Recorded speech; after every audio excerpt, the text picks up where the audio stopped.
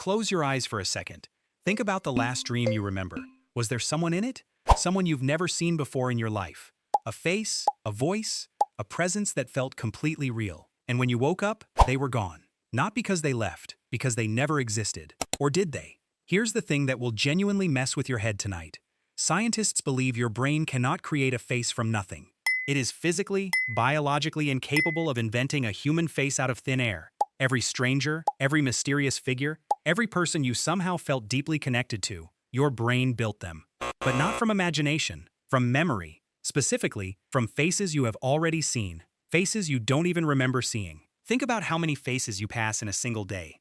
Not people you know, not people you talk to, just faces. The man on the bus you never made eye contact with. The woman standing 3 people ahead of you in a queue last week. The child running past you in a crowded market 5 years ago. The face on a billboard you drove past at 60 miles per hour, barely registering it consciously. The background faces in every film you've ever watched. Every crowd you've ever stood inside. Every street you've ever walked down. Your brain recorded all of them. Every single one. Not consciously. You didn't try. You weren't paying attention. But your brain was. It always is. Neuroscientists call this passive encoding. Your visual cortex runs continuously every second you are awake. It logs faces automatically, the same way a security camera logs movement without being asked to. You don't have to look deliberately. You don't have to care. The brain stores it regardless. Thousands of faces. Tens of thousands over a lifetime. Building an archive so deep, you will never be able to consciously access most of it. And then, at night, while you sleep, your brain opens that archive, and it starts working. During REM sleep, your brain enters its most active state. More active, in some ways, than when you are fully awake. And during this phase, the brain does something that no computer on Earth can replicate. It doesn't just replay memories. It remixes them. It takes a nose from one person, a jawline from another, eyes from someone you saw for 3 seconds in a train station 6 months ago, hair from a character in a film you watched a decade ago and barely thought about, skin tone, posture, the way a face moves when it speaks.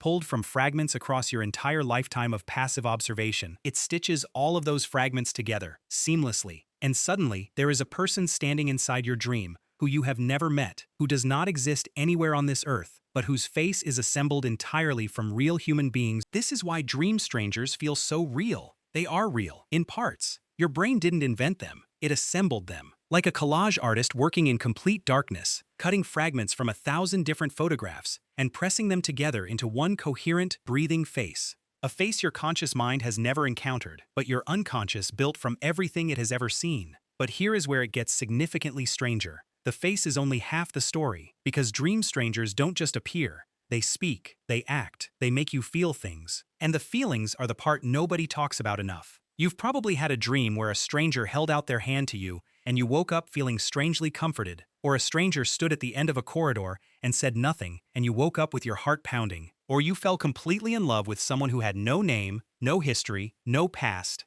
and waking up felt like a genuine loss that stayed with you for the rest of the morning. Why does that happen? Why does a fictional person, assembled in the dark from borrowed fragments, make you feel something real? The answer lives in a small, almond-shaped structure buried deep inside your brain. It's called the amygdala. The amygdala is your brain's emotional processing engine. It doesn't evaluate logic. It doesn't check whether something is real or simulated. It responds to signals. If a situation reads as threatening, it fires. If a situation reads as safe and warm, it fires. If something triggers love, grief, fear, or joy, it fires. And during REM sleep, the amygdala is one of the most electrically active regions in the entire brain. More active than it is during most of your waking hours. So the emotions you feel inside a dream are not simulated emotions running at reduced power. They are full, genuine emotional responses, generated by your amygdala, in reaction to situations your brain has constructed. The fictional stranger threatening you triggers the same fear cascade as a real threat. The fictional stranger comforting you activates the same warmth response as a real embrace. This is why you can wake from a dream and still carry the grief 20 minutes later, still feel the warmth an hour after, still feel unsettled by a face that doesn't exist. Your amygdala processed it as real, because to the amygdala, there is no difference. Now here is the part that pulls everything together. The strangers in your dreams are not chosen randomly. Your brain does not reach into its archive and pull faces at random. It selects faces and constructs emotional scenarios around them based on what you are carrying emotionally in your waking life. What you haven't processed, what you're avoiding, what you need. If you are moving through something that is making you feel unsafe, your brain may construct a threatening presence and force you to confront it in dream space. If you are carrying loneliness, it may construct a companion, specific, warm, present. If you are craving connection that your real life isn't providing, your brain may build an entire person, a voice, a personality, a face designed, without your input, to give you exactly what you emotionally need in that moment. The archive provides the raw material. Your emotional state determines what gets built. Carl Jung, one of the most influential psychologists in history, spent decades studying this. He called these figures archetypes, universal characters that emerge from the human unconscious when it needs to communicate something. The mentor, the shadow, the stranger, the companion, the pursuer. Jung believed these figures are not random visitors arriving in your sleep. They are projections, parts of yourself, unacknowledged, unresolved, or unexplored, given form. The threatening stranger might be your own suppressed fear, materializing in the shape of a person so your brain can examine it from the outside. The wise, calm figure might be your own intuition, taking on a face because that is the only language your dreaming mind speaks. The person you loved completely, in a dream, for the first time last Tuesday, might be an emotional need your waking life has not yet found a way to meet. Your dream is not showing you someone else. It is showing you yourself, wearing a stranger's face, speaking with a stranger's voice, because your unconscious communicates in image and symbol. And then there is the final piece, the one that tends to stop people. A large survey conducted in 2024 found that roughly 1 in 3 people reported meeting someone in waking life who looked strikingly similar to a person they had dreamed about. Not identical, but close enough to create a moment of genuine disorientation. How do you explain that? The answer is simpler than it sounds, and more interesting.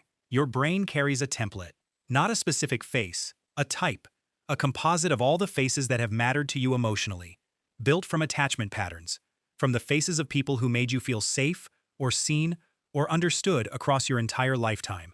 When you dream of a stranger, you are sometimes dreaming of that template given form. And when you encounter someone in the real world who closely matches that template, your brain responds. Not because you glimpsed the future, but because your brain already knew the shape of the person it was looking for. And briefly, for just a moment, it recognized something.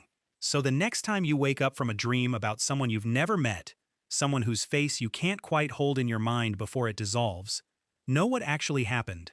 Your brain spent the night doing something extraordinary. It reached into an archive built across your entire life. Every face you've ever passed without looking. Every stranger who occupied the same space as you for 3 seconds and then vanished. Every fragment of a human being your visual cortex logged without permission. And from all of that, it built you someone. Not randomly, not by accident, but because something in you needed them. The strangers in your dreams were never strangers. They were you, carrying something you hadn't said out loud yet. And your sleeping brain found the only way it knew how to show you. That's it for today. If that changed how you think about your dreams, share it with someone who would want to know.